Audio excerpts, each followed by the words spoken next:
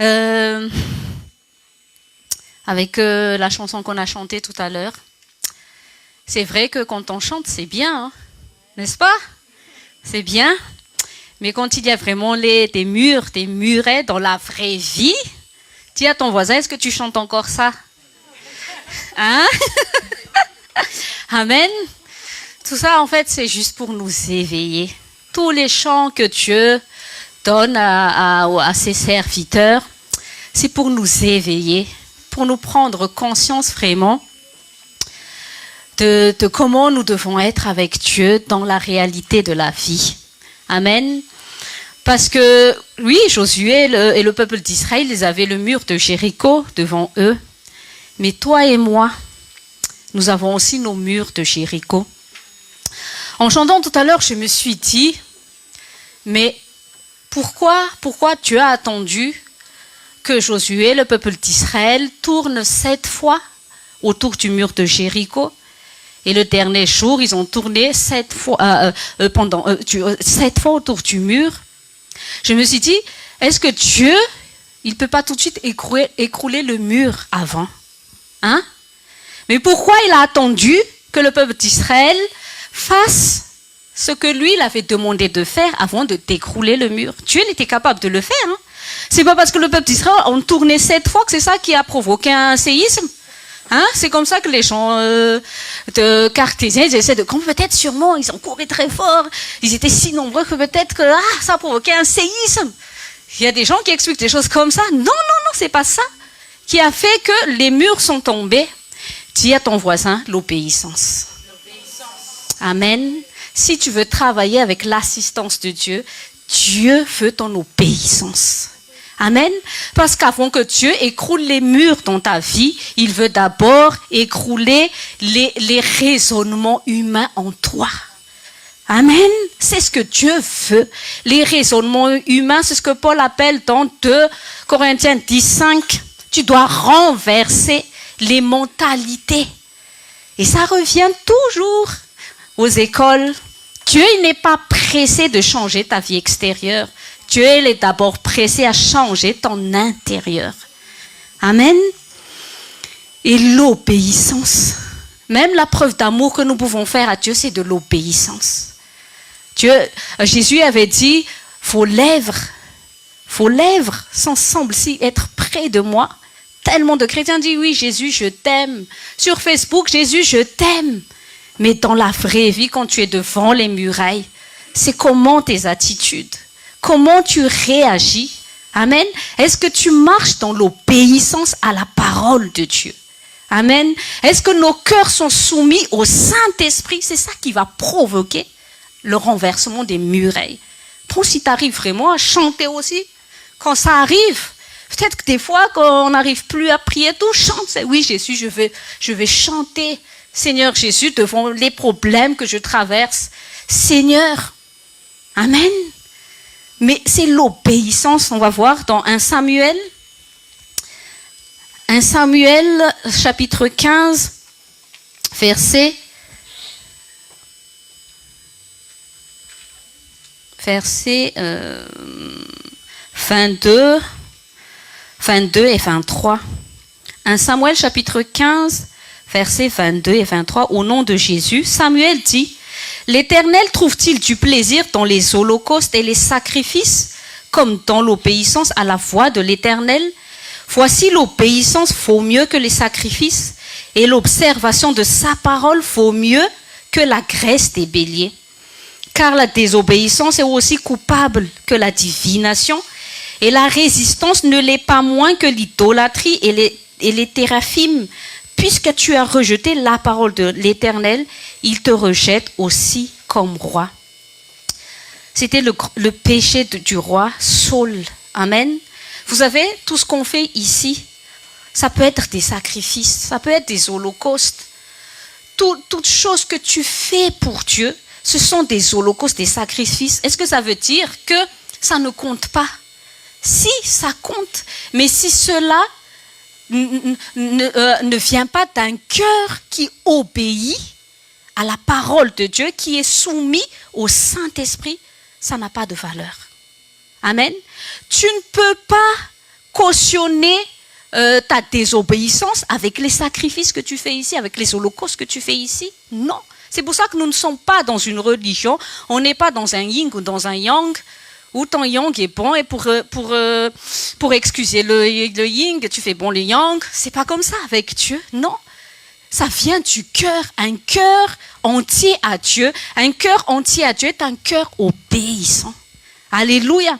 Et regardez, il y avait que Josué, la génération de Josué, qui est arrivée à Canaan, parce que quoi? Josué était un homme obéissant. Il avait un cœur entier à Dieu. Il a obéi à Dieu. Amen. En fait, tous les obstacles qu'il y a dans ta vie, le vrai obstacle, ce n'est pas l'obstacle que tu vois de tes yeux, que tu ressens de ta chair. Le vrai obstacle, c'est notre cœur désobéissant à Dieu. C'est ça le problème. Amen. Ne murmure pas comme le peuple d'Israël mort dans le désert. C'est ce que Nénian l'a partagé tout à l'heure. Ils ont murmuré pendant le désert au lieu d'accepter d'être brisés dans le désert. On a besoin de désert. Pourquoi? Pour affaiblir l'orgueil humain. Amen. C'est ça le vrai obstacle. Paul, il avait bien compris. C'est ça qui s'élève avec orgueil. C'est l'état de nos cœurs, c'est l'état de nos pensées qui cherchent toujours à s'élever contre la volonté de Dieu. Dis à ton voisin, c'est ça le principal problème. C'est l'obstacle à l'assistance de Dieu. Et comment Dieu, il a travaillé avec Josué. Il a dit à Josué, mais dites ma parole jour et nuit. Sois obéissant à ma parole, tu auras du succès. Amen. Est-ce que tu es contre ton succès? Non. Tout le monde fait du succès.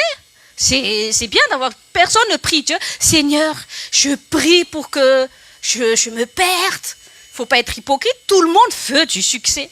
Mais l'origine du succès, c'est notre obéissance à Dieu. Amen. Tout va sortir de cela.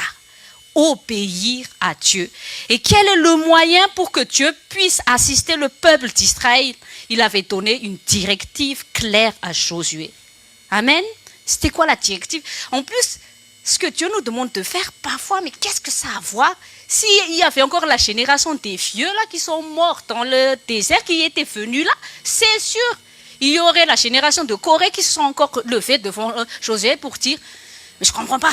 Si Dieu est pour toi, pourquoi tout de suite il ne renverse pas le mur, hein? Pourquoi on est obligé de tourner là en rond? Ça veut rien dire ça. Non.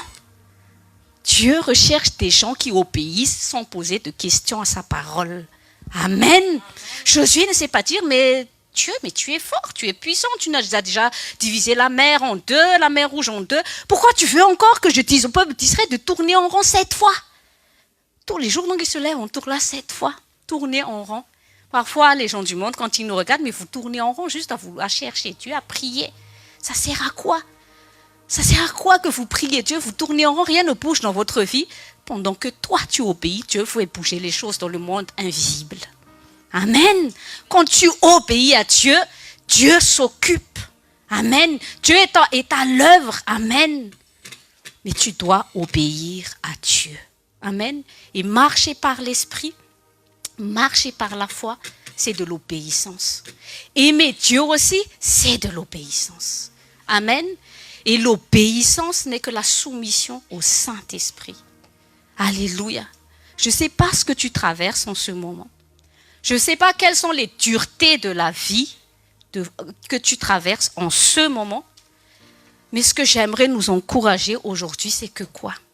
La solution n'est pas de se plaindre ou de murmurer devant Dieu. La solution, c'est en toi et en moi-même. La solution, c'est notre cœur que nous allons donner à Dieu entièrement. Et donner notre cœur entier à Dieu, c'est juste chercher à lui obéir. Marie l'a bien compris. Vous savez, si Marie, c'était une femme susceptible, c'est ce qu'on a partagé avec les femmes de foi lundi. Nous, avant, là, qui étaient susceptibles, hein, si tu es une personne susceptible, tu ne peux pas voir la gloire de Dieu dans ta vie. Parce que quand Jésus a parlé à Marie, déjà la première fois quand Jésus avait 12 ans, comment il a parlé à sa mère porteuse? Quand il était Marie, elle s'est inquiétée comme toute mère naturelle. Mais tu étais où? Normalement, tu es un enfant, tu devrais nous suivre. Pourquoi tu ne nous préviens pas que tu es parti?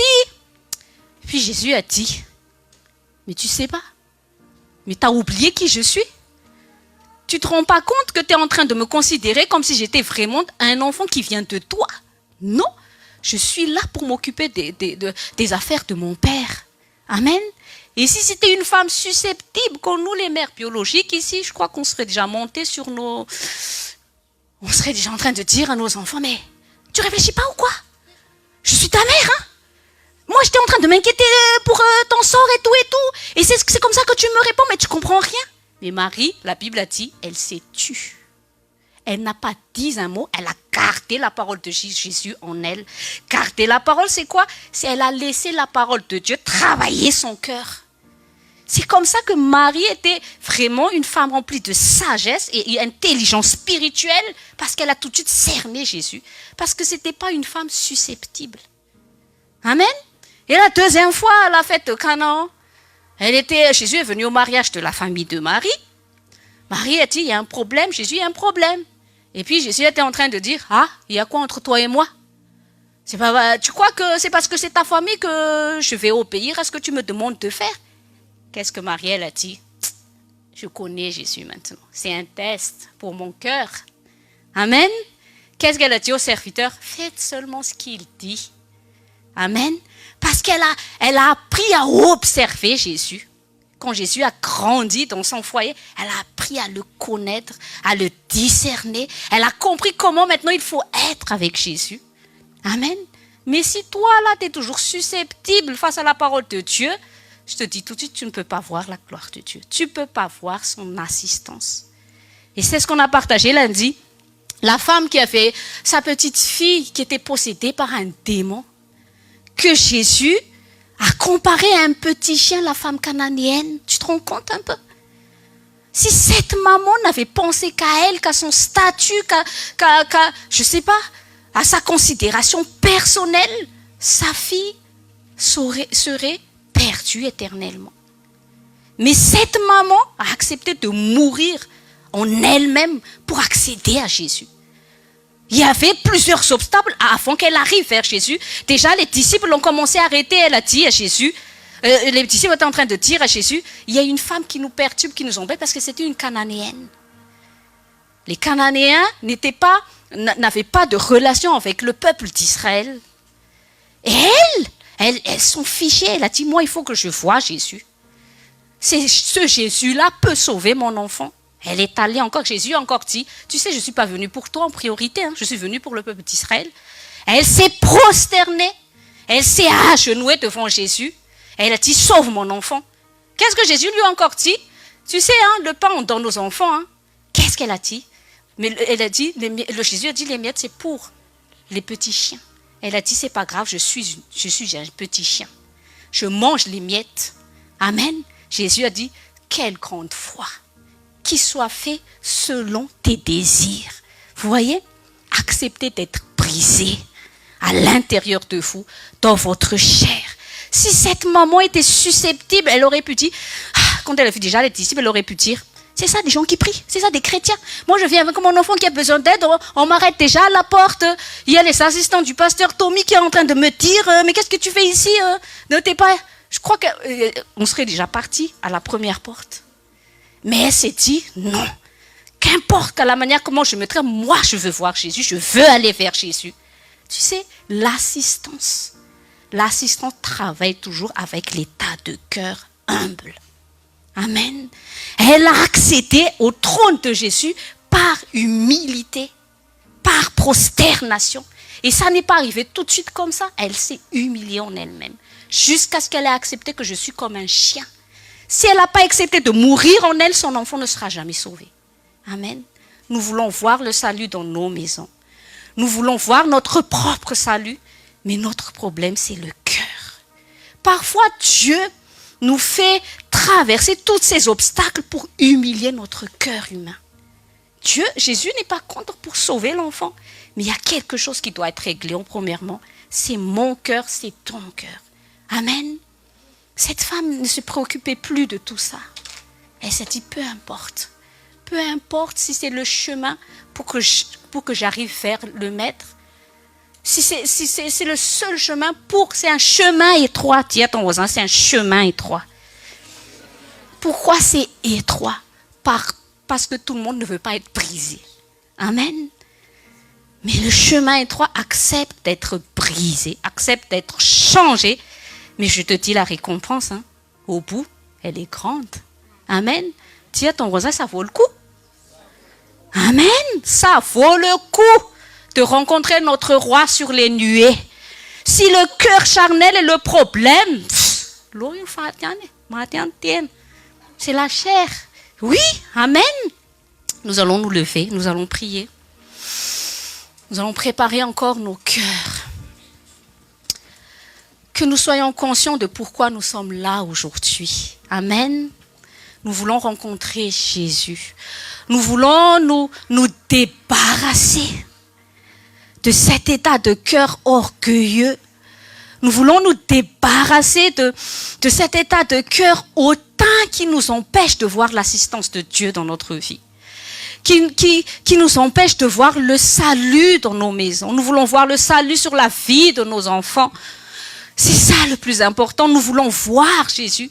Mais la parole de Dieu dit nous devons avoir un cœur pur. Amen. Heureux celui qui a le cœur pur, car il verra Dieu. Tu sais, qu'importe les problèmes qu'il y a dans ta vie, tant que tu peux voir Dieu, tout va bien. Amen. Les problèmes ne deviennent plus des problèmes tant que tu peux voir Dieu. Alléluia. D'où vient mon secours? Mon secours me vient de l'Éternel. Alléluia. Tant que tu peux voir Jésus, il est ce dont nous avons besoin. Mais l'obstacle, c'est quand notre cœur refuse d'être brisé. Quand nous avons un cœur impur qui nous empêche de voir Dieu. Et le diable travaille pour que nous ayons un cœur impur, parce qu'il sait que quand nous ne pouvons pas voir Dieu, nous sommes à sa merci. Mais aujourd'hui, Dieu voit des hommes et des femmes qui veulent voir Dieu. Et nous allons tout faire pour voir Dieu, parce que nous allons donner notre cœur à Jésus encore aujourd'hui. Nous acceptons que son esprit fasse son œuvre à travers chacun de nous. Que sa parole œuvre en chacun de nous. Que sa parole nous change, que sa parole nous transforme par la puissance de son Esprit Saint. Nous acceptons de renverser toutes ces pensées qui s'élèvent avec orgueil, parce qu'aujourd'hui nous voulons te connaître, Seigneur. Viens, Saint-Esprit, saisir nos cœurs. Que nous ne soyons pas juste emballés par la musique, que nous ne soyons pas juste emballés dans nos sentiments, mais que nous soyons conduits par toi, merveilleux Saint-Esprit. C'est toi qui nous conduis à la montagne sainte aujourd'hui, merveilleux Saint-Esprit, parce que nous voulons voir Jésus. Nous voulons voir Jésus élevé dans nos vies. Nous voulons voir Jésus élevé dans notre mariage, dans notre foyer, dans tous les domaines de notre vie. Parce que quand Jésus est élevé, tout l'enfer s'humilie. Amen. Seigneur, nous t'élevons aujourd'hui. Nous te donnons notre cœur merveilleux, Saint-Esprit. Brise toute forme de résistance à toi, à l'intérieur de nous. Détruis toute forme de désobéissance en nous et élève les Josué aujourd'hui. Des hommes et des femmes qui sont compromis avec le péché, sont compromis avec le diable. Mais des hommes et des femmes avec un cœur entier pour Jésus-Christ. Alléluia. Des hommes et des femmes qui vont voir l'assistance de Dieu. Qui vont renverser tous les murailles dans leur vie. Amen. Tous les murailles. Merci Seigneur pour ta puissance, ta présence qui agit en nous et à travers nous. Merci Saint-Esprit de remplir ton serviteur qui va nous apporter la parole de vie. Cette vie Zoé, Seigneur. Viens ranimer la vie Zoé que tu nous as donnée, Jésus, en nous. Amen. Parce que la vraie vie est intérieure, cette vie en communion avec toi. Que cette vie coule à travers chacun de nous, impactant notre environnement et tous les domaines de notre vie. Dans le nom de Jésus, Amen.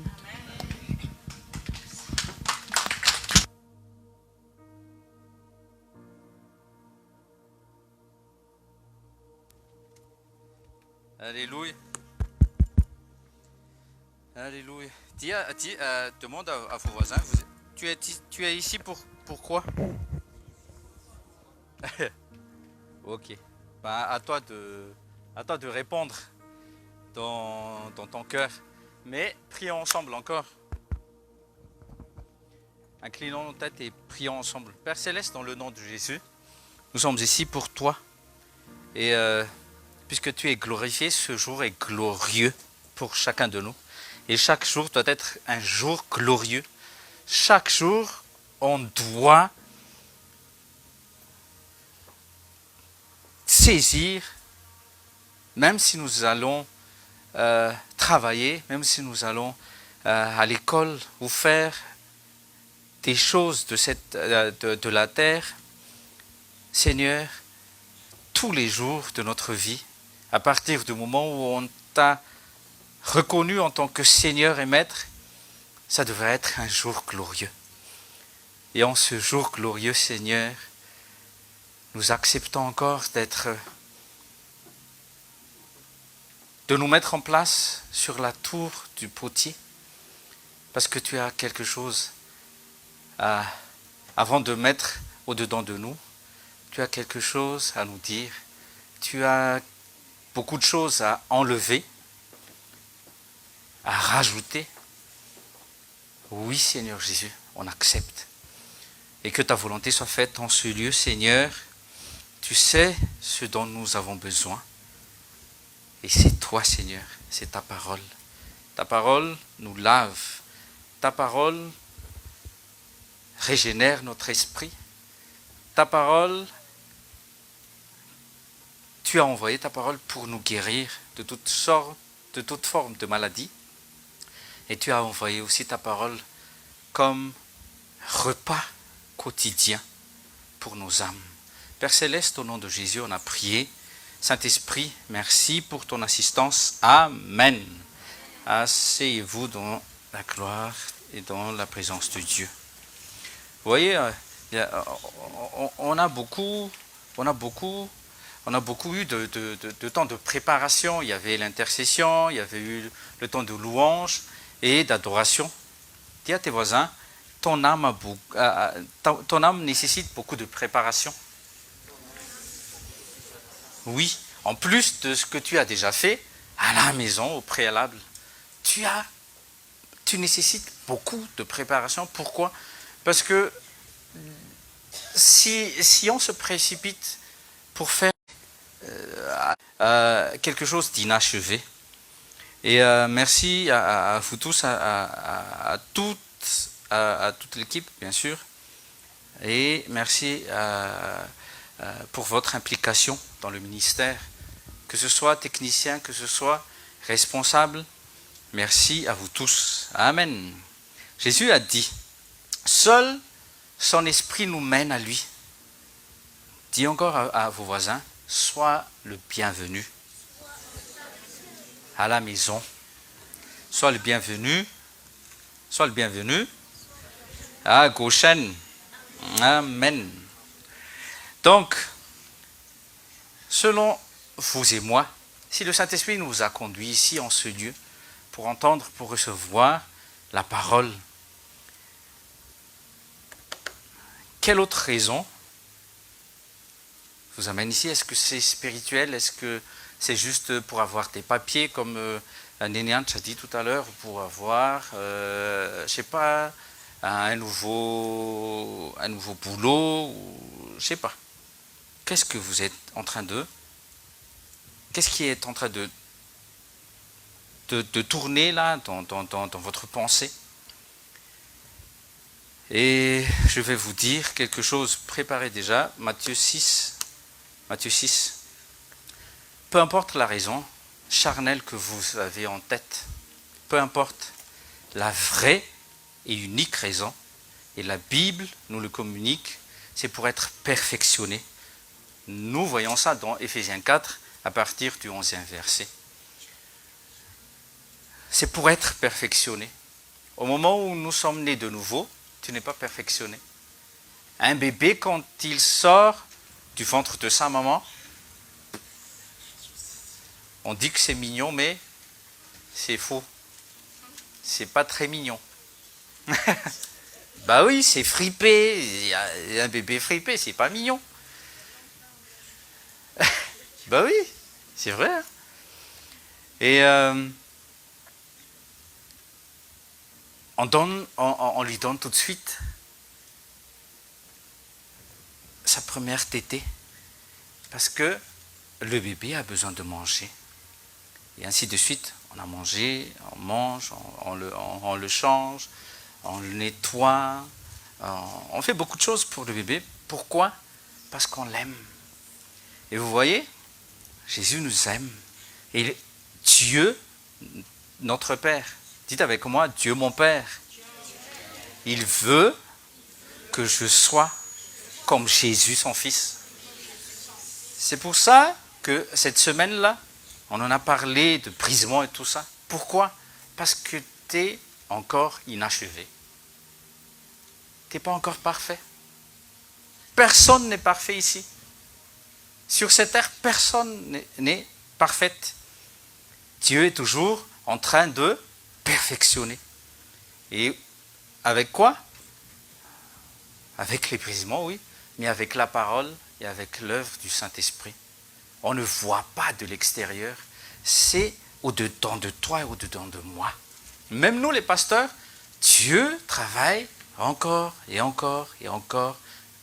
Et même, on grandit encore jusqu'à l'état de la maturité en Christ. Ok. Donc, je reviens à ce que Nénianch a partagé dans Jérémie 18, là, tout à l'heure. Quand j'ai étudié l'architecture, on avait comme exercice à faire un vase. Je me souviens bien du vase que j'avais entre les mains. Et les vases, c'est à façonner avec les mains, avec les doigts. Donc, on prend de l'argile, on enlève les petits bouts de sable, de pierre, et les petits bouts de quoi d'autre, oui, les cailloux, les herbes aussi. Et avant de pouvoir faire cela, on met l'argile, le bloc d'argile, on le met dans de l'eau pendant toute une nuit. Et l'eau, c'est comme si c'était la préparation de ce que je viens de citer tout à l'heure, les intercessions, les moments d'intercession, les moments de louange et les moments d'adoration. Ok? Donc là, c'est comme si l'argile est malléable. Malléable, ça veut dire que le potier, il peut faire tout avec. Ok? Donc nos cœurs là maintenant, c'est comme ces blocs d'argile. Laisse-toi faire. Dis à tes voisins, laisse-toi faire. Ne me façonne pas. Laisse Dieu agir. Amen. Parce que quelquefois, nous, en tant que, par exemple, moi et ma femme, je prends notre exemple là, moi et ma femme, quelquefois, elle essaie de me façonner, quelquefois j'essaie de la façonner, ou quelquefois j'essaie de façonner Joshua ou Esther. C'est pas bon. On peut donner des conseils, on peut corriger les enfants, oui, mais on ne peut intervenir au-dedans de Joshua ou au-dedans de Esther.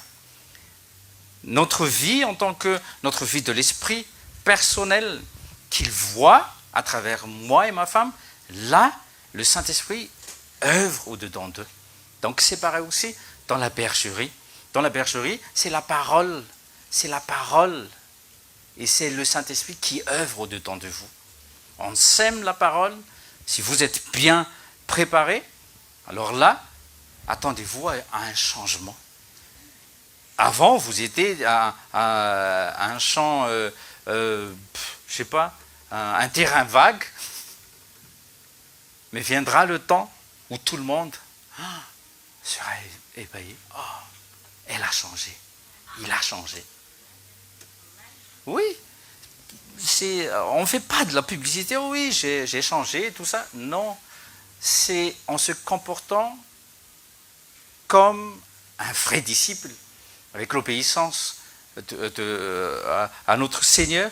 Là, vous allez voir que votre changement sera tangible. Donc j'avais entre mes mains un bloc d'argile brut. On ne m'a pas donné un vase. On m'a donné quelque chose de brut. Mais c'est à moi de préparer. Et c'est merveilleux parce que tu sens la matière. L'argile, c'est boueux, c'est collant. Mais quand tu auras fini le travail sur la tour, tu es content. Et c'est ce que nous voulons qu'on voit, au fait, sur le visage de Dieu le Père, qu'il est content. Parce que nous avons accepté d'être façonnés. Ok ? Donc, le directeur général de notre école d'architecture, il avait une genre de petite poterie. Donc, on a regardé un potier. C'est le monsieur qui allait nous former. Donc, il commença à prendre le bloc, pouf, au milieu de la table. C'était pareil comme ça, la table de la tour. Donc, il était en train de faire tourner la tour, en train de malaxer, en train de former. Et en quelques minutes, un vase sort. C'était fantastique. Hein. Mais, quand il a fini, je dirais, en une trentaine de minutes, tout le monde était content, mais le vase n'était pas encore fini.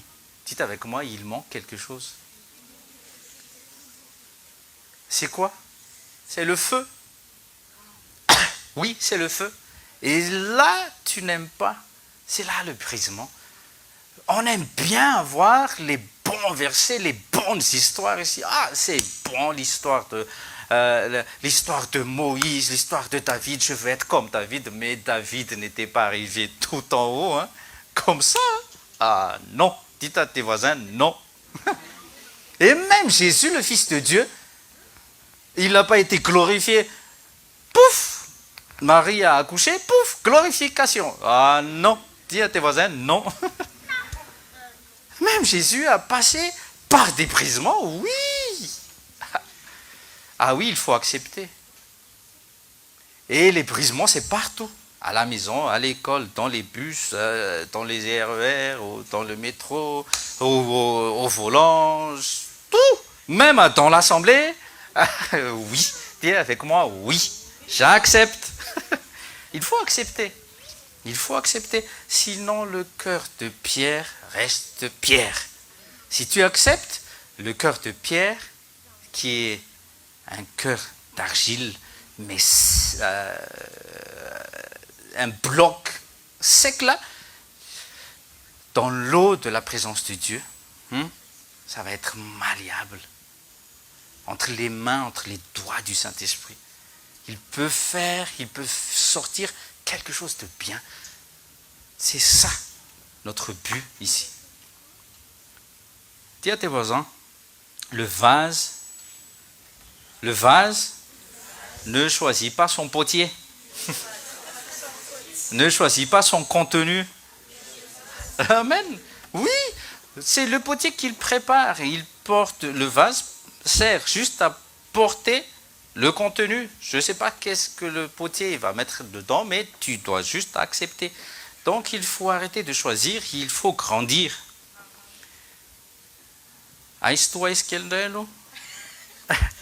Tu ne choisis pas. Tu ne choisis ni ta bergerie, ni ton pasteur. Accepte ton pasteur aussi. Accepte ta bergerie, oui. C'est Dieu qui l'a décidé, c'est pas moi. Oui. Comme nous aussi, pasteurs. On ne décide pas à qui prêcher, quoi prêcher? C'est le Seigneur Jésus qui fait tout. C'est lui qui œuvre en toute âme et sur les brebis dans son troupeau. Donc, si tu es ici, c'est que Dieu œuvre déjà, et ça, j'en suis sûr. Une question. Qui veut quitter cette terre inachevée? C'est bien. Qui veut finir bien sa course? Ah, moi. Vous voyez? Et finir sa course, ça veut dire quoi? Il y a beaucoup d'efforts à faire. 100 mètres, c'est juste, pour Usain Bolt, c'est moins de 10 secondes. Hein. Mais pour nous, c'est plus de 10 secondes. Mais 100 mètres, ça paraît court. Mais regardez comment leurs muscles travaillent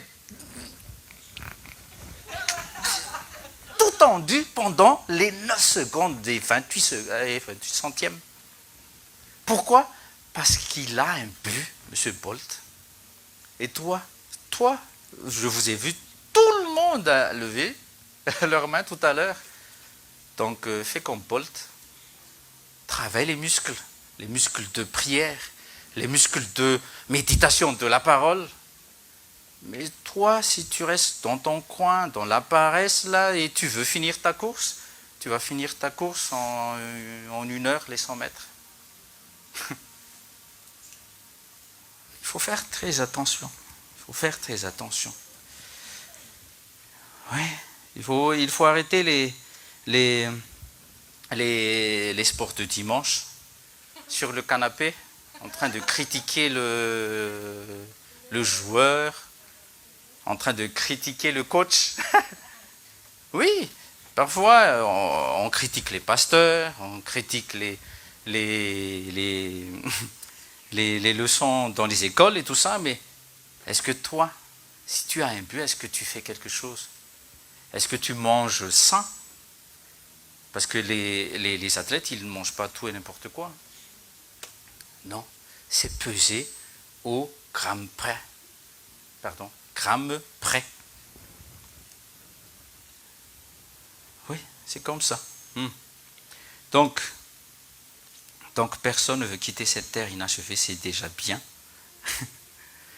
on veut devenir un vase d'or. On en a parlé tout à l'heure, un vase utile à son maître. Pas juste superficiellement beau.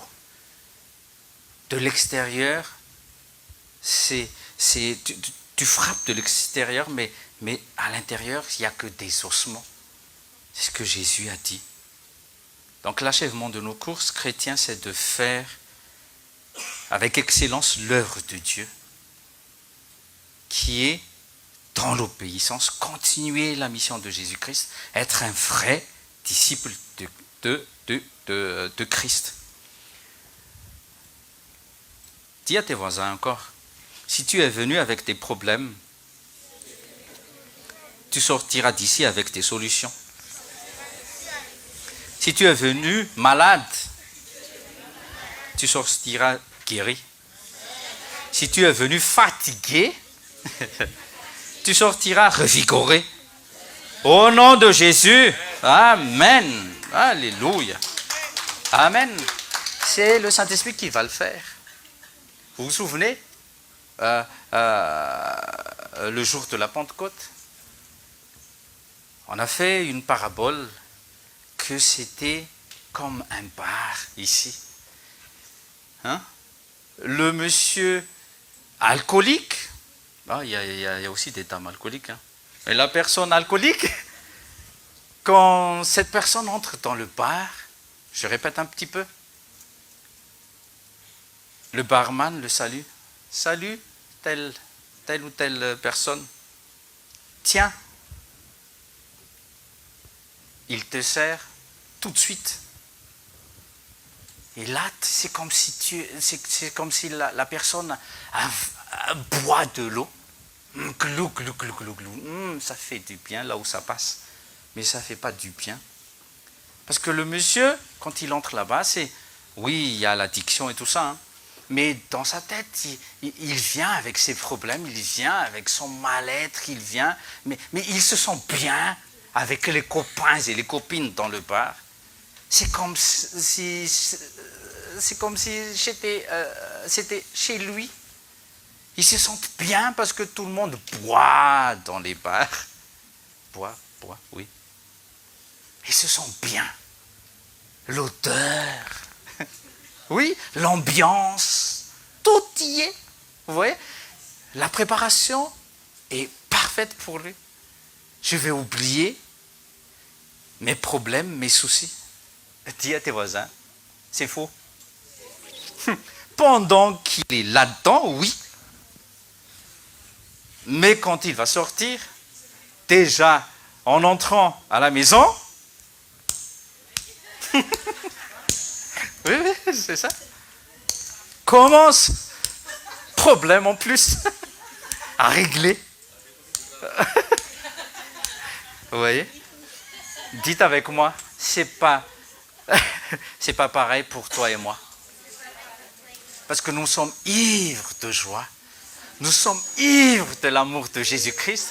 Nous sommes ivres quand on entre ici. Le Seigneur Jésus-Christ, ce dont tu as besoin, dites à vos voisins, ce dont tu as besoin, c'est Christ.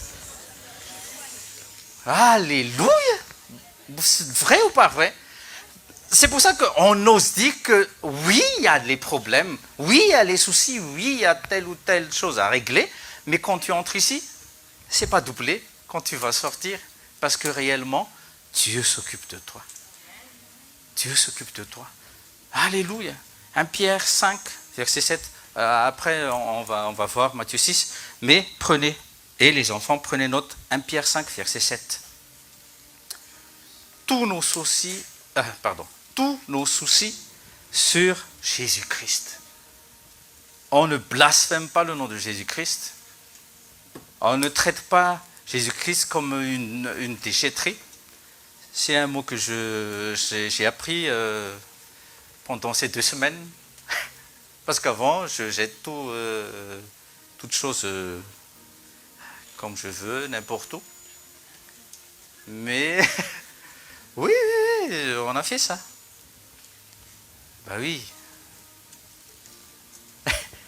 Mais à partir du moment où on a déménagé, on a emménagé, j'ai appris ce mot, déchet de riz. Que ça existe. Hein, Tati Nava? Parce qu'on a galéré, moi et Tati Nava, lundi dernier. On nous a refusé partout où on allait. On nous a refusé. Oh, ok.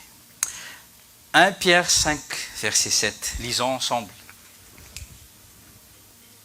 Et déchargez-vous sur lui de tous vos soucis, car il prend soin de vous.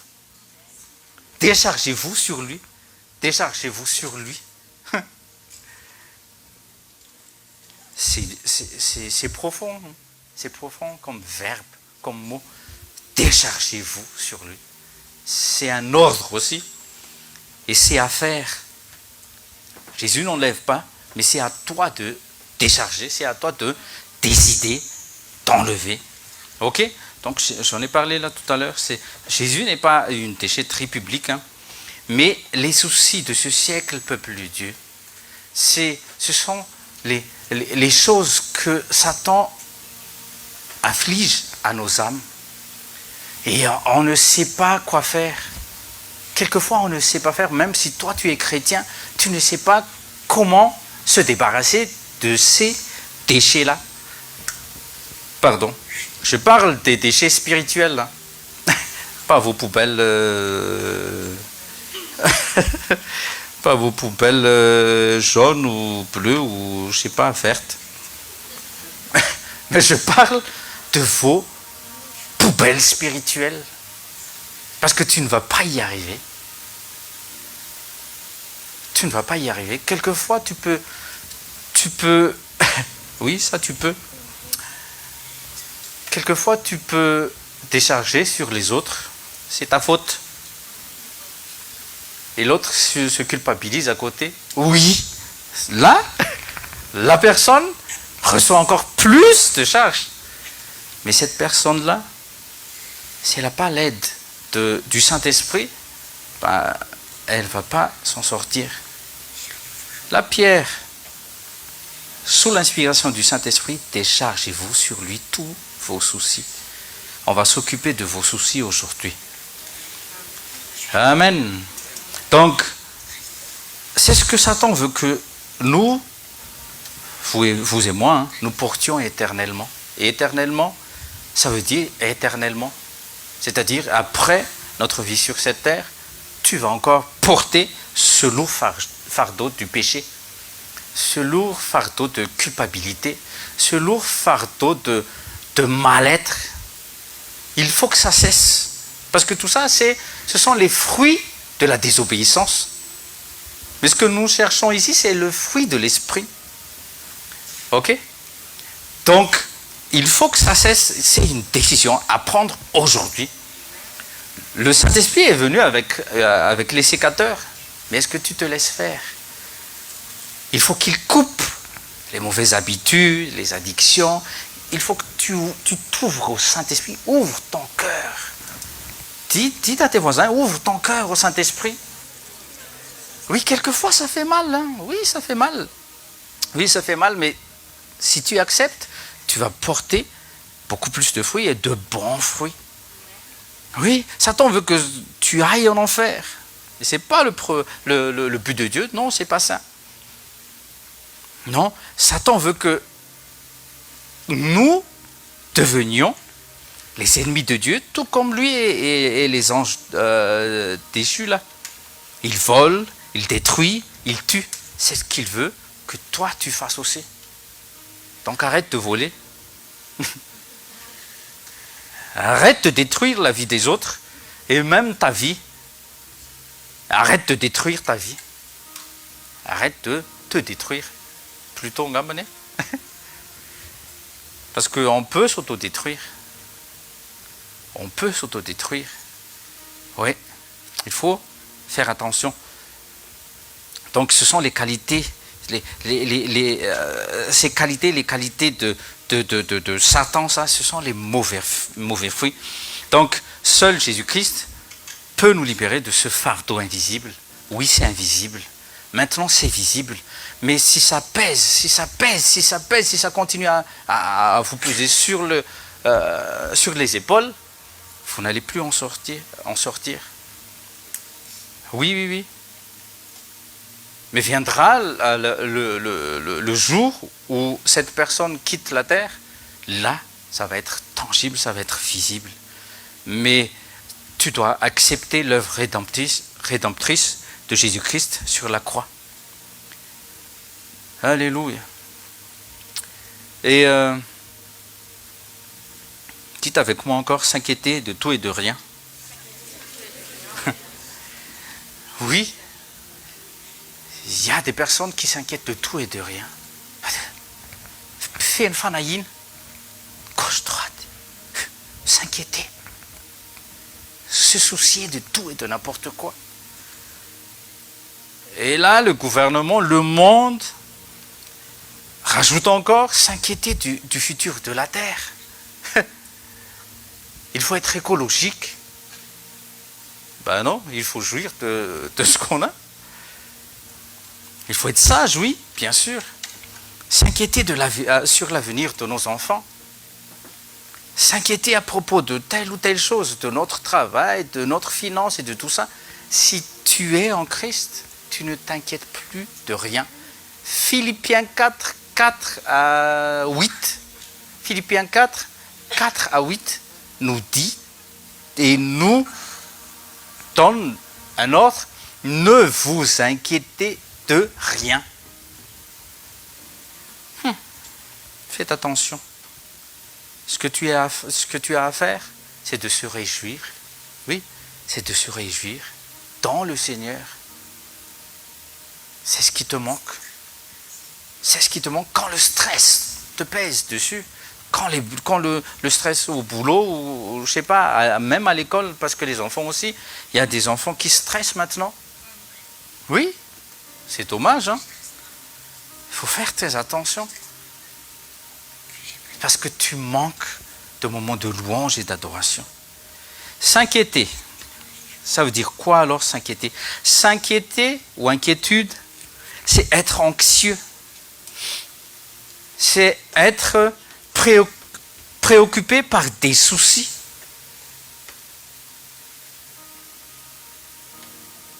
Vous voyez? C'est très lourd, hein. Même juste entendre parler de l'inquiétude, c'est pas bon. C'est pas bon du tout. Dis encore à tes voisins, si seulement tu t'inquiètes de ton âme et les âmes de tes proches. Ça, c'est une bonne inquiétude, si on peut dire. Oui, ça, c'est une bonne inquiétude. S'inquiéter de l'état d'âme de ton mari ou de ta femme. Mais si tu t'inquiètes, allez, lisons maintenant Matthieu 6, 25 du 25e jusqu'au 34e verset. C'est long, mais on va lire. Parce que ça te concerne. Parce que quelquefois, tu te comportes comme un païen, pas comme un héritier, pas comme une épouse, mais une fiancée.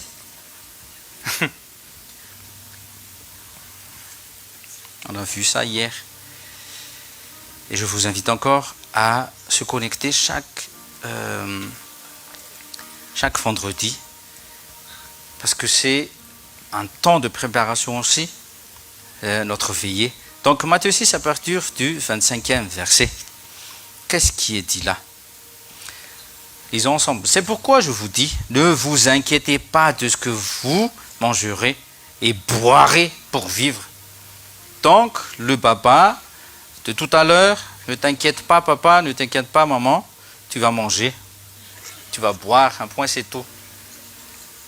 On va manger chinois ou indien ce soir. Mange la parole de Dieu maintenant. Déjà. Oui. Là, c'est Jésus qui nous parle. Hein. Ne vous inquiétez pas de ce que vous allez manger. Bon, on va continuer. Ni de ce temps vous habillerez votre corps. La vie n'est-elle pas plus que la nourriture et le corps plus que le vêtement? Regardez les oiseaux. Qu'est-ce que Jésus veut dire comme leçon ici? Regarde les oiseaux, ce sont des créatures avec lesquelles façonné avec mes mains. Toi, je t'ai façonné avec mes mains. Mais les oiseaux, c'est avec la parole que Dieu a créé les oiseaux. Qu'il y ait un food, pouf. Qu'il y ait un pitre, pouf. Un lapin, pitre. Qu'il y ait un bœuf, pouf. Un zébu, pouf. Un buffle, pouf. Mais il n'a jamais dit qu'il y a un homme, non. Ils se sont concertés. Le Père, le Fils et le Saint-Esprit, ils se sont concertés. On va créer. Créer, c'est façonner. Tu as été façonné. J'ai dit dans Soul Nabé, il y a une chanson que j'aime bien. Sûrement, il a dit, sûrement sur toi, il y a l'empreinte de Dieu parce que tu as été façonné par la main de Dieu. Dis à tes voisins, Ice. Tu es une créature merveilleuse. Ne te compare pas avec un gorille ou une guenon.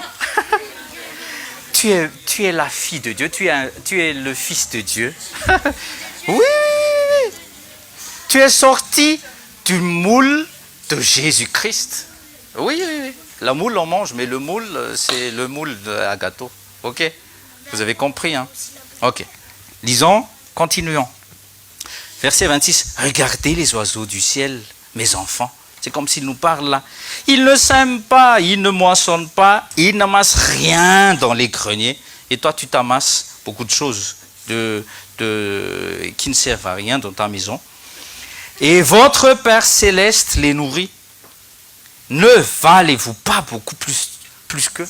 C'est pour ça que quand j'étais là en train de méditer, derrière, je me suis dit, tous les jours, à partir du moment où je suis né de nouveau, c'est un jour glorieux parce que Jésus est glorifié.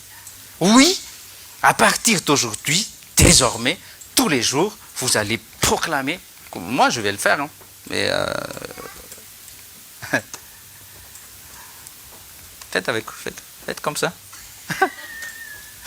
C'est ton choix. Oui, c'est ton choix. Moi, je vais voir la gloire de Dieu à partir d'aujourd'hui, tous les jours, parce que je vais déclarer, c'est un jour glorieux, parce que Jésus est glorieux, il est glorifié. Alléluia. Parce que toi, comment tu vas comme un lundi, alors que le temps, il est déjà vendredi, tu dis, le temps, il est comme un lundi. Parce que le français à côté de toi, ton collègue, là, il te dit tout le temps comme un lundi, et toi aussi, je me comporte comme un Parisien, comme un lundi. Non, tous les jours de ma vie, c'est glorieux. C'est un jour de gloire aujourd'hui. Tu proclames devant ta classe tous les matins, c'est un jour glorieux. Aujourd'hui, je vais voir la gloire de Dieu. Amen. Alléluia. Continuons. Verset 27. Qui de vous, par ses inquiétudes, le mot qu'on cherchait, inquiétude, qui de vous, par ses inquiétudes, peuvent ajouter un instant à la durée de sa vie, alors que par la grâce de Dieu, il nous a encore rajouté un jour. Vous voyez, c'est un jour glorieux. Vous voyez, c'est un jour glorieux aujourd'hui. 28. Et pourquoi vous inquiétez-vous au sujet du vêtement? Étudiez aussi comment poussent les plus belles fleurs des champs. Elles ne travaillent pas. Toi, tu travailles, même les samedis.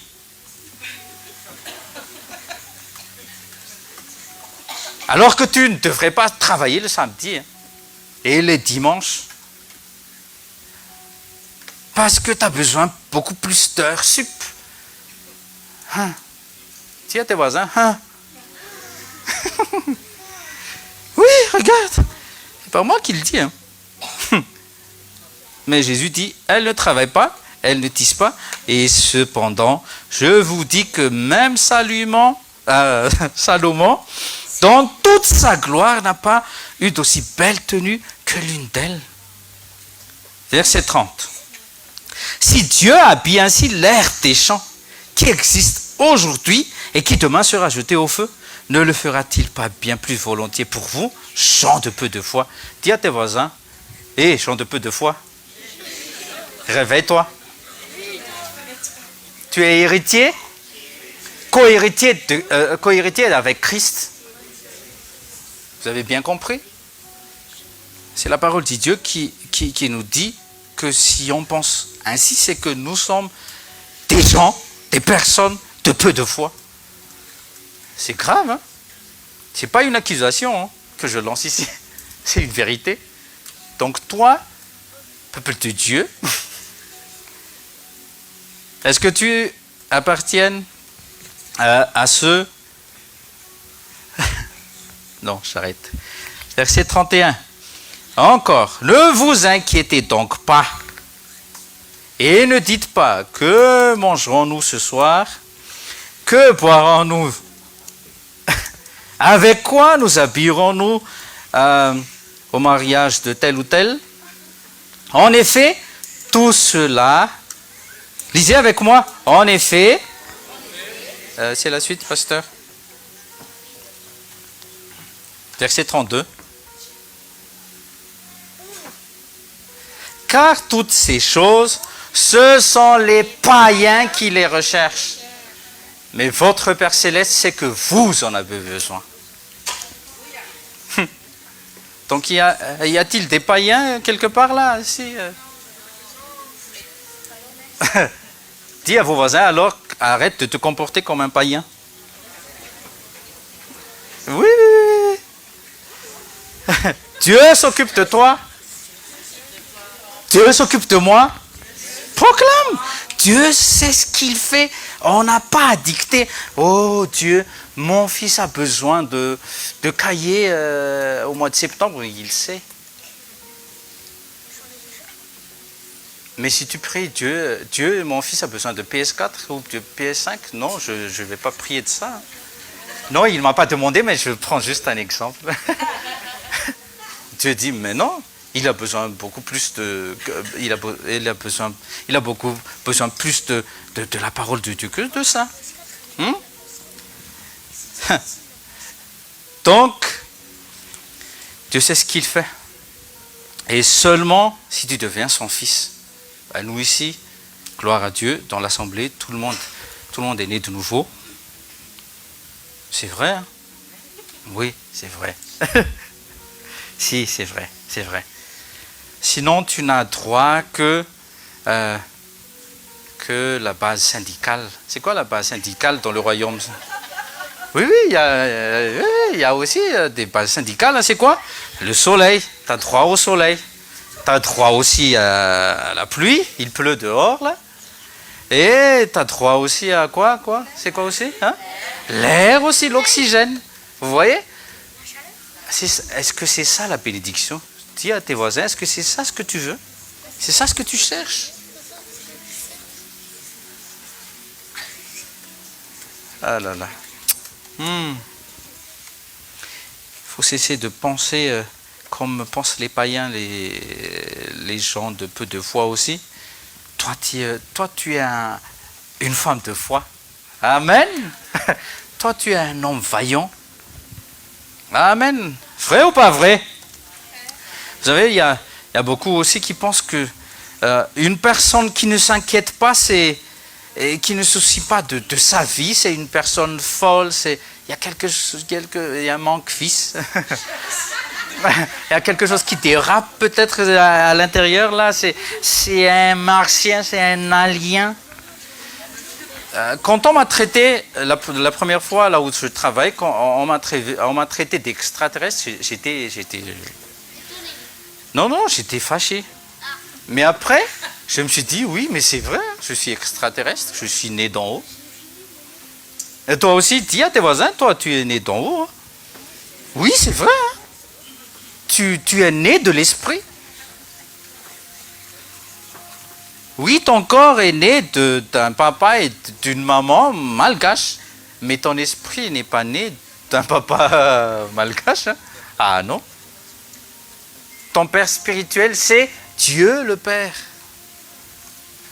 Avec la semence qui est la parole de Dieu, la semence incorruptible. Donc, si c'est un bon papa avec une bonne semence incorruptible, c'est pas un fils... désolé pour le mot, hein, c'est pas un fils informe ou handicapé qui va sortir.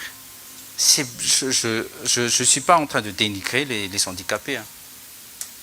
Qu'on ne transforme pas ce que je suis en train d'expliquer là. Mais je ne parle pas d'un handicapé mental, mais handicapé spirituel. On parle ici du monde spirituel. Ok? Alléluia. Jean 8, verset 29. Une personne de foi, c'est quoi une personne de foi? Pas une personne que Jésus a accusé là tout à l'heure, que les gens qui se comportent comme un païen, les gens de peu de foi, ils se comportent comme les païens. Mais les gens de foi, c'est quoi? Les gens de foi, ce sont les personnes, les fils qui ne vacillent à aucun moment et quoi qu'il arrive. Qui ne vacille pas, qui ne s'inquiète de rien. Parce qu'il sait que son papa est là. Que son papa l'assiste par le Saint-Esprit. Dites avec moi, le Père m'assiste. Amen. Jean 8, verset 29. Celui qui m'a envoyé est avec moi. Il ne m'a pas laissé seul parce que je fais toujours ce qui lui est agréable. C'est ce qu'on fait ici. On cherche comment et quoi être agréable à Dieu le Père. Parce qu'il ne suffit juste pas, oh, je suis fils de Dieu, un peu partout, tu tags, tu TikTok, tu Instagram et tout ça, je suis fils de Dieu. Mais tu ne te comportes pas, tu ne vis pas ce que tu es en train de parler là, ça vaut rien. Regarde l'assurance de Jésus. Il ne m'a pas laissé seul, ça veut dire Dieu m'assiste. Et l'œuvre que je fais, c'est pas moi qui le fais, il a dit, c'est le Père qui est en moi par le Saint-Esprit. Et je fais toujours ce qui lui est agréable. C'est ce qu'on cherche ici. On cherche à connaître qu'est-ce qui est agréable à Dieu, qu'est-ce qu'il n'aime pas. Amen. Comment reconnaît-on quelqu'un qui a la foi? Donc, j'ai déjà cité tout à l'heure, c'est quelqu'un qui ne se vacille pas et que de sa bouche aussi, qu'il n'y a que des prières de reconnaissance. Oui, Jean 11, comment il a prié Jésus? Sa prière, c'est une prière de reconnaissance. Au lieu de parler à Lazare, il s'est adressé au Père. Pardon, Père, merci parce que tu m'as toujours écouté, parce que tu es à côté de moi et que je faisais toujours ce qui t'est agréable. C'est ça l'assurance d'une personne de foi. Tu peux l'être. Dis à tes voisins, tu peux l'être. Oui, tu peux l'être. Tu peux être cette personne de foi qui n'a plus aucun souci. Hakuna Matata. Oui, oui. Même Pumba et Timon, ils savent chanter ça. Hakuna Matata. Mais les chrétiens, il faut que je travaille plus pour gagner plus. Qui t'a dit ça? C'est écrit dans la Bible? Non, c'est écrit par Sarkozy. Travailler plus pour avoir plus. C'est le gouvernement qui te dicte ça, mais ce n'est pas la Bible. Dans la Bible, ne vous inquiétez de rien.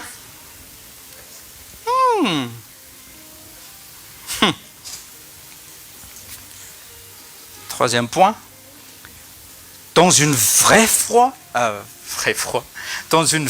en Christ et en sa parole, si vous demeurez en moi, si ma parole demeure en vous, c'est ça ce que je suis en train de parler là. On fait le choix juste d'obéir au Seigneur Jésus-Christ. Et là, même dans notre faiblesse, parce que quelqu'un qui se soucie, qui s'inquiète, il sent, la personne sent qu'elle est faible. Elle ne va pas y arriver. Je ne vais pas y arriver. Qu'est-ce que je dois faire? C'est là l'inquiétude, c'est là commence l'anxiété. Mais toi, dis, toi, tu as le Saint-Esprit. Qu'est-ce que tu veux de plus? Pourquoi tu t'inquiètes? Pose la question, pourquoi tu t'inquiètes? Relax. Vous voyez, il y a 5 ans, forcément il y a 5 ans, il y avait de gros problèmes entre vous deux. Par exemple, dans la famille, peut-être au niveau de la finance, je dis comme ça. Mais est-ce que vous êtes bien sortis? Oui, par la grâce de Dieu. Vous voyez, ça ne sert à rien de s'inquiéter. Parce que 5 ans passés là, il faut l'oublier parce que c'est déjà passé, déjà. Il y avait, pendant le moment, c'était gros comme ça le truc. Ah, comment on va pas s'en sortir? Mais quand tu surpasses après, overcome, là tu vas voir, mais j'étais petit. Et pourquoi je me suis inquiété de ça. Oh, chrétien, on a le Saint-Esprit en nous et avec nous. Amen. Donc, dans notre faiblesse, qu'est-ce qu'il faut faire? On puise la puissance de Jésus-Christ en le Seigneur Saint-Esprit. Parce que Jésus a dit, lui, le Saint-Esprit, il va prendre de moi et vous le donnera. L'Esprit Saint n'est pas l'esprit de puissance. Juste, oui, dans Ésaïe 11, verset 2, il est dit que c'est l'esprit de puissance, mais toute la puissance céleste, toute la puissance de Dieu, c'est en Jésus-Christ, et par le Saint-Esprit, on reçoit. On a besoin de cette puissance aussi. Alléluia.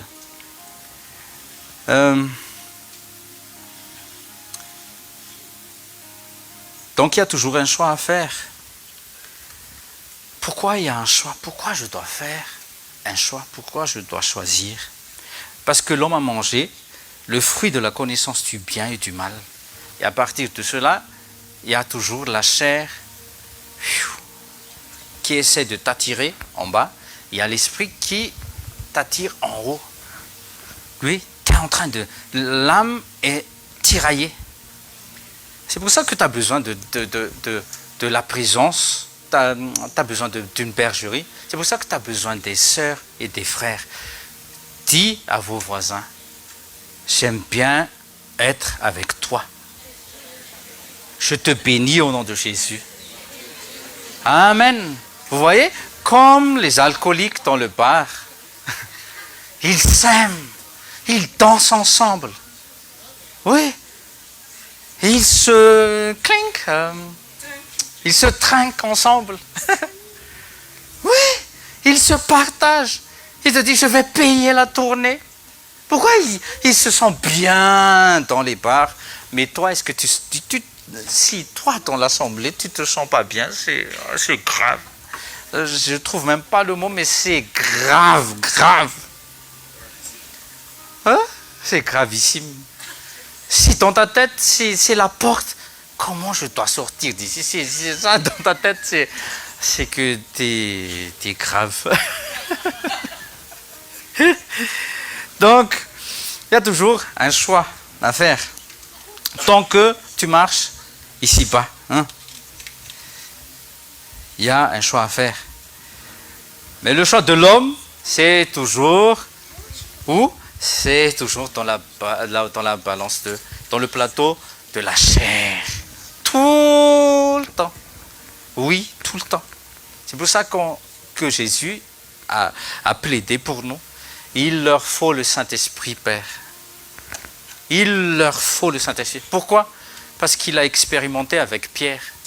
Oh, Pierre, quand il était en feu, quand il était ah, tu es le Christ. Tu es le Christ.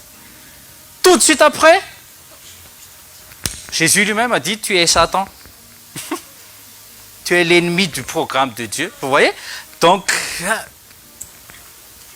dans l'eau froide, dans l'eau chaude, dans l'eau froide, dans l'eau chaude, Jésus a dit, non, il faut que ça cesse. Je vais prier Dieu qu'il vous donne le paraclétos, le paraclète. L'aide qu'il vous faut, c'est le paraclétos. Dis à tes voisins, l'aide qu'il te faut, c'est le Saint-Esprit. Demande-lui conseil. Oui, demande-lui conseil. Toi, tu ne veux que faire à ta tête, là? La grosse tête que tu as? J'ai un diplôme comme ça. Mets à la poubelle tes diplômes devant Dieu. Prie que tu reçoives de lui la sagesse divine, l'intelligence divine. Parce que la sagesse divine et l'intelligence divine diffèrent nord et sud de la sagesse de ce monde et de l'intelligence de ce monde. Oui. Donc, remets à 1 Pierre 5, verset 7, s'il te plaît. Donc, au lieu de tout déposer au pied du maître, qu'est-ce que certains chrétiens font encore? On porte tous nos soucis et nos fardeaux tout le temps. Alors que il est dit, ce dont vous avez besoin est Jésus-Christ. Amen. Le verset. Alors qu'il est dit, verset 7, déchargez-vous. Lisez avec moi, s'il vous plaît. Déchargez-vous sur lui de tous vos soucis, car lui-même prend soin de vous. Soyez-en sûrs que c'est pour toi et c'est pour moi. Amen. Amen. L'anxiété, c'est fini. L'inquiétude, c'est fini. Amen. Et j'ai voulu voir aussi dans les lexiques grecs et hébreux, inquiétude ou inquiet, s'inquiéter, ça veut dire quoi? Se décharger, ça veut dire quoi? C'est jeter. Jeter, c'est comme jette la poubelle. Tu prends tout, tu jettes. Tu n'as plus besoin de ça. Vous voyez, c'est clair, hein, j'utilise mon français quand même, c'est un français de CM2, hein, c'est facile à comprendre. Jeter, c'est jeter à la poubelle. Jeter la poubelle, si je dis à Joshua, jette la poubelle, Joshua, s'il rentre encore avec quelques miettes, je lui dis, va là-bas, dans le local à la poubelle, tu jettes tout. C'est-à-dire, tu oublies tout. Ok?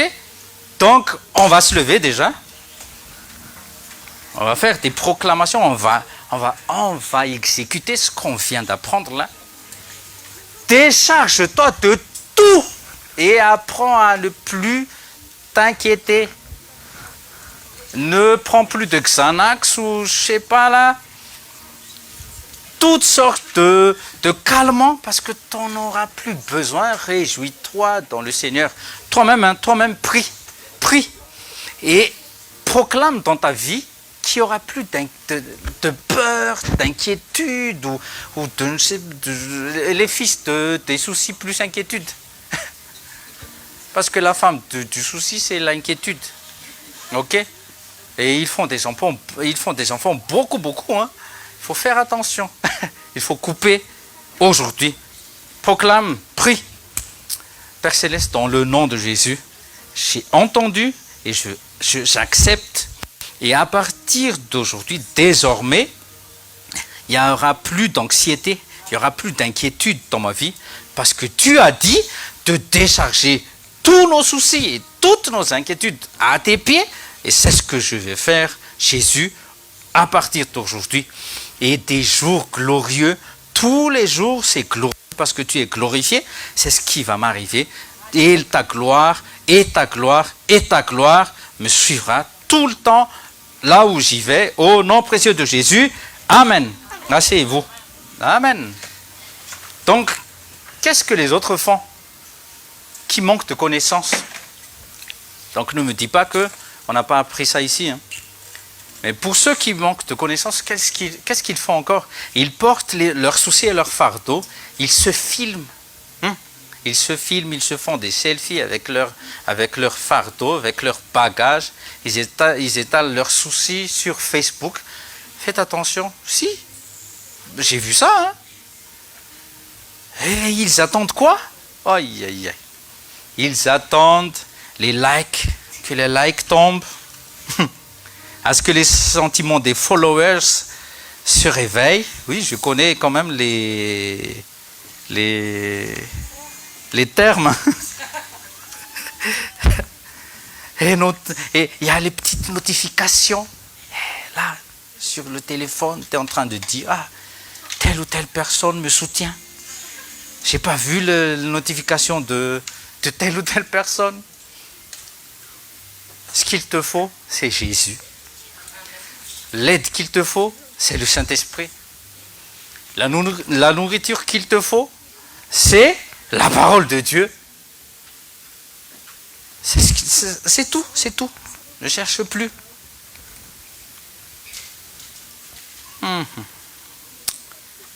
En tant que chrétien véritable, ce qu'il te faut faire, c'est d'aller comme un fils au pied de son père, se prosterner en disant, papa, je n'en peux plus.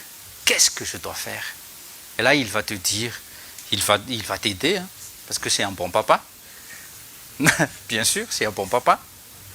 Même si moi, je suis un mauvais père, comme je suis, je ne veux pas dire que si Joshua me dit de l'aider, en portant, disons, ce truc-là qui pèse une trentaine de kilos, je ne veux pas être MDR. Hein. Mais je vais l'aider. Je vais le former à être plus fort. C'est ce qui se passe. Je le forme. C'est l'aîné de mes garçons, donc je le forme pour être un vrai homme. Hein, Josh? Déjà, écoute-moi.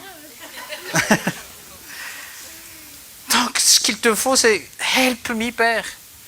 C'est ça, de se décharger. arrête de t'inquiéter et va au-devant du trône du Père. Arrête. Oui, les soucis, c'est ce que Pasteur Rodolphe nous a partagé aussi cette semaine. Oui, il y aura toujours les soucis, les problèmes à régler tout le temps. Hein. Il y aura toujours des Goliaths. Hein. C'est difficile à tuer, les Goliaths. Mais c'est facile à faire tomber. C'est vrai. Il y en aura toujours. Dès que tu sors là, il y aura un Goliath qui va te crier dessus. T'inquiète pas.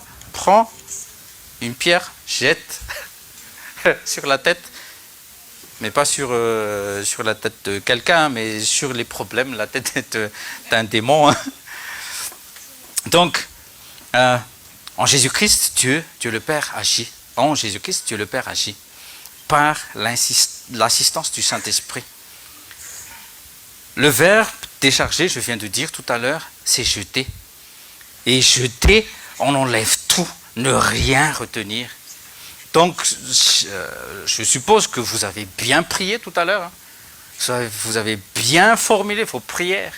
Parce que quelquefois, il faut que je règle ça, pasteur. Mais avec l'aide du Saint-Esprit, oui, tu vas le faire. Et qu'est-ce qu'on fait aussi quand on jette les poubelles? On se lave. Pourquoi? Parce que même l'odeur, on ne veut même pas sentir l'odeur des soucis. Parce que ça laisse des traces. Dites avec moi, ça laisse des traces. Mais dans la présence de Dieu, il n'y a pas de traces. Acclamons Seigneur. C'est mis traces. Et là, tout le monde va te dire, mais il n'y a pas tel problème ou tel problème, le monsieur, la dame là. Mais pourquoi? C'est pas comme ça que je l'ai vu ce matin. Il avait l'air anxieux. Mais là, quand il rentre là, c'est un autre homme. Alléluia. Amen. Oui, il faut se laver après. Il faut se laver après. Matthieu 11, verset 28. Quand vous avez pardonné aussi, mettez tout ce qui se fâche dans les... on prépare la table, s'il vous plaît. On prépare et préparez aussi vos témoignages. Il y a 2 personnes qui vont témoigner. Matthieu 11, verset 28. Venez à moi, vous tous qui travaillez et êtes chargés, et je vous donnerai du repos. Si tu ne viens pas, tu n'auras pas de repos. Tu n'auras pas de repos. Les bars et les tabacs sont là pour les gens addicts, pour les alcooliques. Et comme je vous ai dit, ils auront encore plus de problèmes à régler dehors que dedans. Dans le bar, oui, ils se comportent comme si de rien n'était. En train de se saouler la gueule, en train de fumer tout et n'importe quoi aussi. Mais quand ils sortent de là, c'est grave. Mais toi, saisis l'opportunité que te donne Dieu tous les jours quand il te permet d'entrer dans l'endroit secret. Parce que c'est dans l'endroit secret aussi que là tu décharges tout. Quelqu'un t'a fait du mal, quelqu'un t'a parlé mal, ne t'inquiète pas. Dis à tes voisins, ne t'inquiète pas. Oui. Parce que personne ne te respecte, personne ne te place relax. Moi, je vous dis relax. Oui, c'est pour ça que le Saint-Esprit nous parle de ce peace. On donne la paix. Parce que la paix, c'est au-dedans de moi, au-dedans de toi. La paix, c'est pas fous-moi la paix. La paix, c'est le Seigneur Jésus-Christ. Oui. Et tu claques la porte et tu t'enfermes. Fous-moi la paix. Et là, tu te dis que tu es en paix là-dedans, dans la chambre. Non. Non. La paix, c'est Jésus-Christ. Amen. Donc, venez à moi. C'est Jésus qui parle. Vous tous qui travaillez et êtes chargés. Donc, arrête de travailler sur ton inquiétude. Arrête de travailler sur les soucis. Il y a ça, c'est ça, travailler. Chargé, tu te charges de tout. Nous les pasteurs, Dieu, nous permet de décharger aussi. Quelqu'un appelle, que ce soit à propos de tel ou tel problème, je ne vais pas étaler ça ici. Mais si toi, pasteur, si toi tu vas tout porter, ben, tu vas faire le burn-out. Hein. Tu écoutes, tu vas devant le Dieu le Père, tu décharges. Oui, mais nos personnes communes, laquelle c'est oui. Oui. On fait on fait pas la poubelle, mais on fait le rôle des camions là. On va pas dire camions poubelle, mais les camions qui les éboueurs. Oui, merci Tati. Il y a un bon dessin animé à voir. Retenez bien ça. Le voyage du pèlerin. Le voyage du pèlerin. Notez bien ça. Oui, c'est un film dessin animé. C'est très très bien. Au fait, c'est l'histoire d'un chrétien, comme vous et moi, en pèlerinage. C'est pour ça que ça s'appelle le voyage du pèlerin. Parce que nous sommes tous ici sur cette terre en pèlerinage. Ok? Donc, dans le dessin animé, il y aura persécution. C'est comme si c'est notre vie, en fait. Ça parle de notre vie de chrétien. Il y a persécution, il y a la tentation, il y a le Saint-Esprit aussi, il y a le Seigneur Jésus-Christ. Mais c'est un bon dessin animé. Je vous invite à voir. Donc, dans ce dessin animé-là, Le voyage du pèlerin, c'est le titre. Donc, le monsieur, quand il a commencé à lire la Bible, parce que dans le contexte, au fait, ils étaient tout le temps en train de travailler 7 sur 7 dans les ténèbres.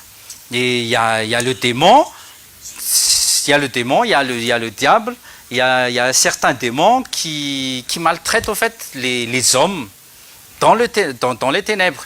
Donc c'est 7 jours sur 7 dans un monde vraiment chaotique. Mais il a entendu parler que certaines personnes arrivent à s'en sortir. Vous voyez ? On va dire que c'est le monde. Oui, c'est rond, c'est le monde. Mais il y a quand même des personnes qui arrivent à sortir des ténèbres. Donc ça a titillé.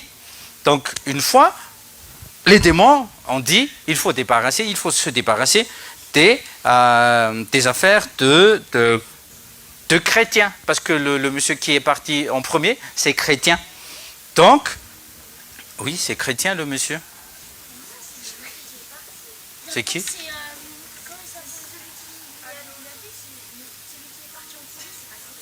C'est qui ? Parce que le chrétien, il a découvert le livre dans la maison d'une personne qui est déjà partie.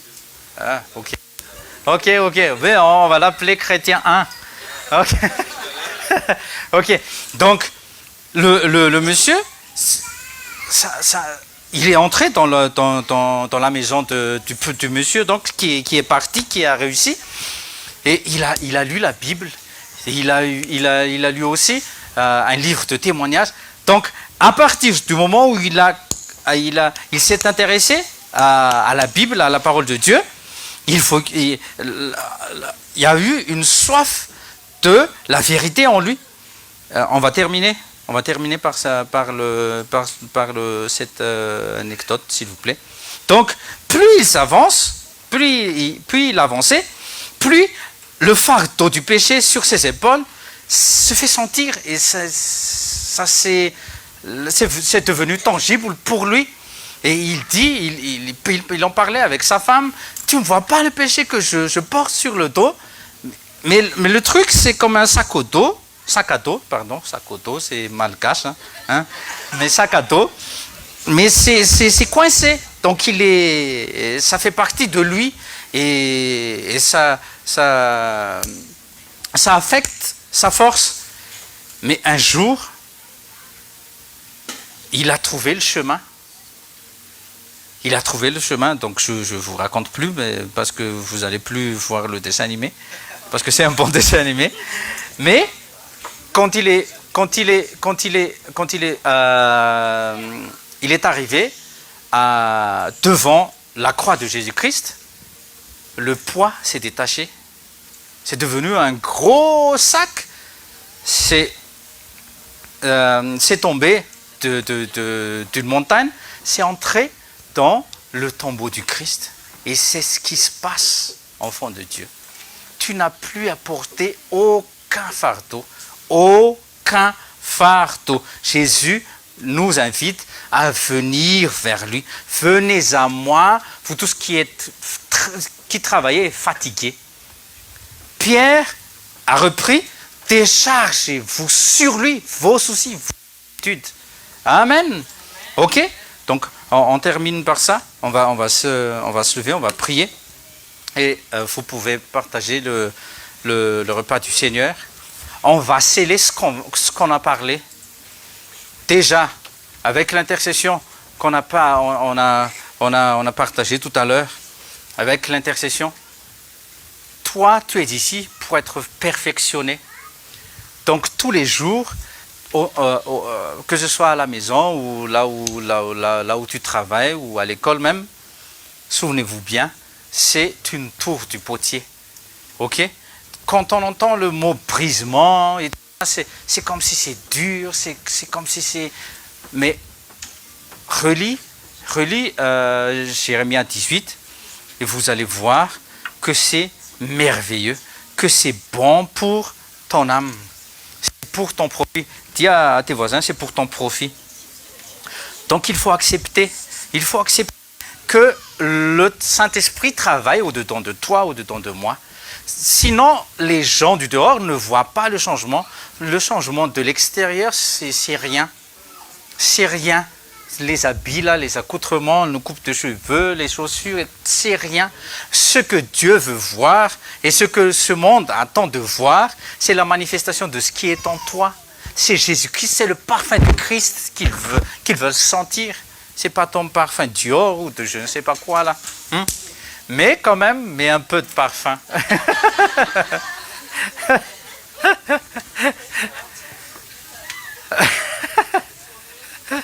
Mets un peu de rouge à lèvres pour les femmes. Mais n'en fais pas aussi. Trop. Mais pas trop de maquillage parce que l'homme qui est à côté de toi, là, s'il te découvre sans maquillage, il peut fuir peut-être.